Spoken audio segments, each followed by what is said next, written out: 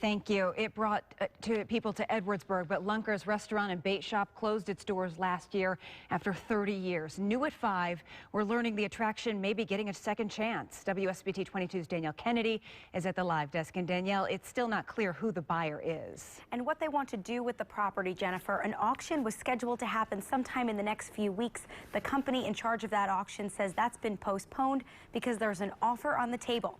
Good news for some people in Edwardsburg.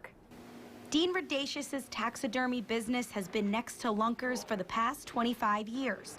In fact, he bought his property from the owners back in the 90s. You know, it's been good. I've met a lot of good people throughout the years that worked at Lunker's and that were, you know, customers that came in because of Lunker's that were sent over here, referred to me. That all stopped last summer when Lunker's closed.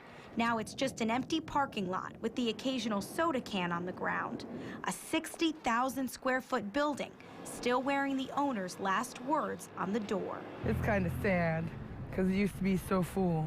We used to go there all the time with my family, and it was good.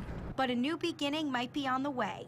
According to our partners at the South Bend Tribune, a party with restaurant experience wants to reopen the business in its entirety. It should boost the economy because a lot of places you don't have all your little bait shops and closed and things because it'd pull more people in from Indiana border to fish and maybe in our lakes and put more into our natural resources.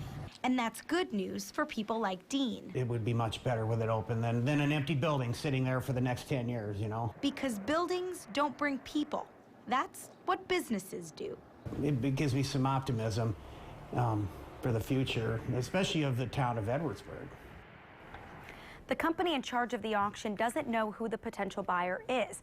I'm told that if the sale does go through, it's possible that an auction doesn't go through, that an auction could take place in the future. We reached out to the company overseeing the property but have not heard back. The former owners of Lunker's moved to Northwest Iowa and opened a lodge. Rick, we also reached out to them but did not hear back.